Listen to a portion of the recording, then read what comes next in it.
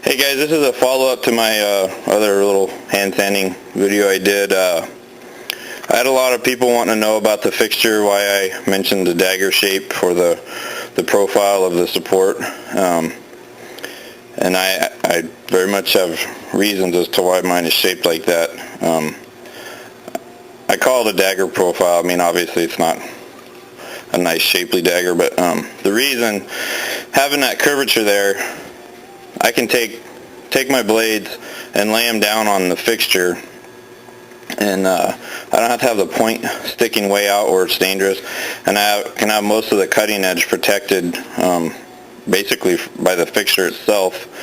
And then with my height adjustment set screws down here, you know, I can raise my cart up to support it, and then since it's symmetrical, I can do the same thing when I'm going to sand the other side. Now, if this was just a piece of angle iron cut off square on the end, to keep the point protected, it's going to be like this. You're going to have all this meat of the angle iron hanging out there, and when you try to sand this, because of the angle at which the bevel is set, your sanding stick's going to bang into this. So your other option would be to get it out there where you're not going to bang into it, but then you've got all that cutting edge and all that point sticking out. So they're shaped like that for safety, not because I think it looks cool. And then it is just easier overall, and it gives me a really good way to support that knife while I'm standing on it. So anyway, I'd had some people ask me about kind of updating that other thread. Here's the knife I was sanding on. I got the guard fit. I got piece of koa fit up. So next thing you do is get that off there, and I gotta come over here, try not to make you sick. I'm not going to explain this thing. You can figure it out from here or not.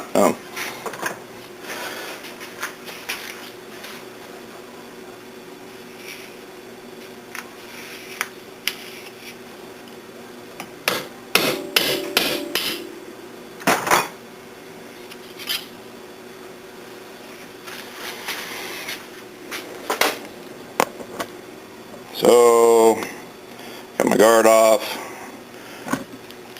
I got the blade. It's at what I was calling a dirty 1500 grit, which is pretty clean, but if you were to actually be looking at it in person, you'd be able to see why I call it that. There's a lot of stop and starts and stuff in here. So I'll try to do this the right way this time, since you really couldn't see the finish that well in the last video anyway. This is the support I used in the last video, which it's specifically for the clip. So I'll show you the reasoning behind this. There again, I've got my dagger profile. I've got the piece of micarta with sort of a dagger profile. I lay my paper towel down, and I like to do the final sanding on the clip first. The clip is at 1500 grit, but it's a dirty finish. It's kind of all back and forth, and it's real sharp. And so the reason for this one being shaped the way it is,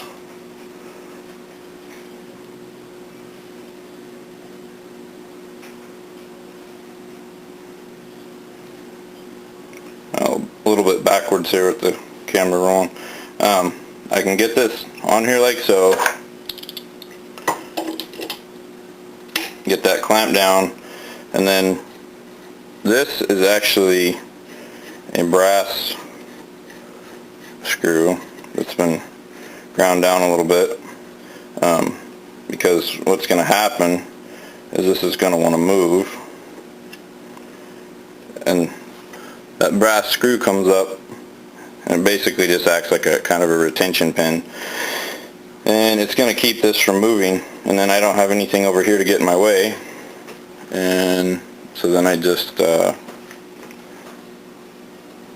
changing the angle here a little bit.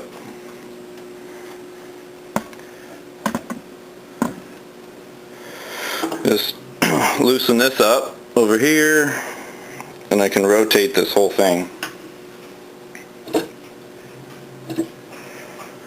And the reason for that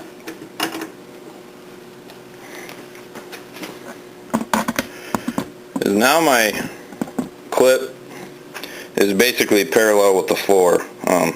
If I just had this in a fixture that was parallel, where the fixture was parallel with the floor and the bench, then my clip would be at an angle, which is kind of a pain in the butt. So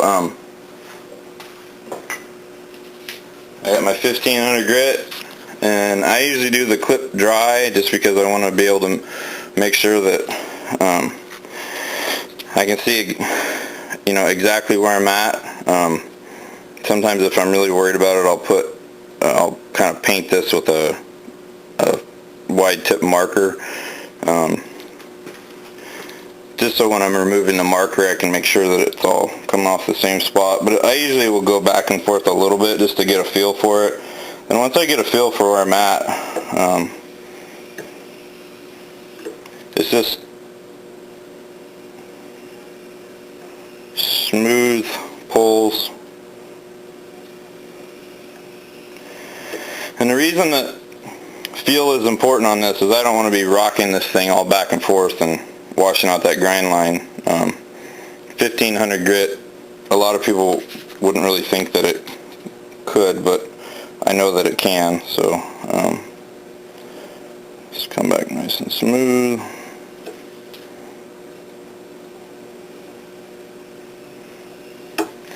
Okay, now obviously that's not done, but that's how I do that. And then I do my final passes. This is the one in question. Don't ask me where to get that because I have absolutely no idea. I got it out of the garbage at a job that I had. It was some sort of a seal. It's really hard. It's harder than the wheels on my grinder. I would guess it's probably like 90 durometer. It's pretty hard. Anyway, and then same thing, I just wrap it up really tight, and then in a little bit, just a little tiny bit of cushion helps get a uniform finish. So there again, that's not done. It takes a lot longer to do than that, but that's how I do it. So I take this off now. Actually, I would do both sides if I was actually doing it. I take this thing out, and then this is actually the one that I normally use. It's a similar idea, it's just a little different.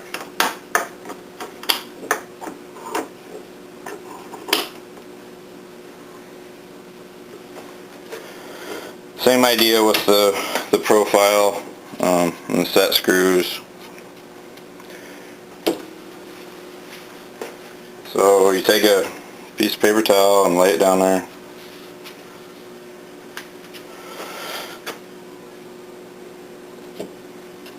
And then I think maybe that's showing up a little bit better as to why I use this profile. And then I've got this little bridge thing I built.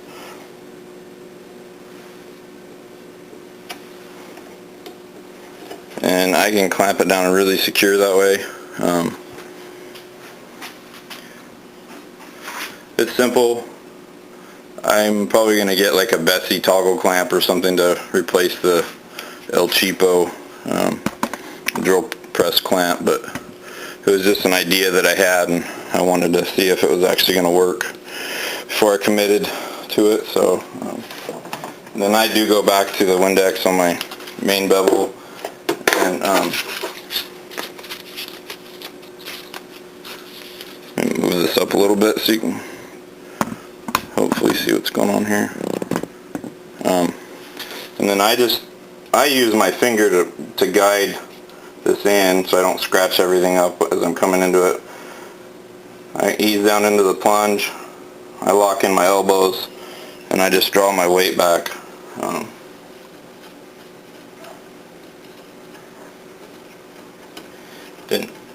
I forgot to reset those set screws. Okay. Coming in.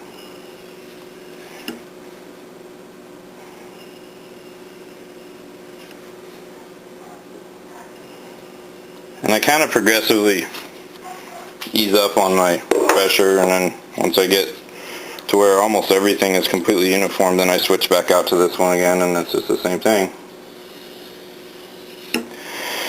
Of course, it takes a lot longer than that. It takes longer to do the final sanding than it did for me to do the dirty sanding, but anyway, yeah, hopefully that helps a few guys out. Thanks.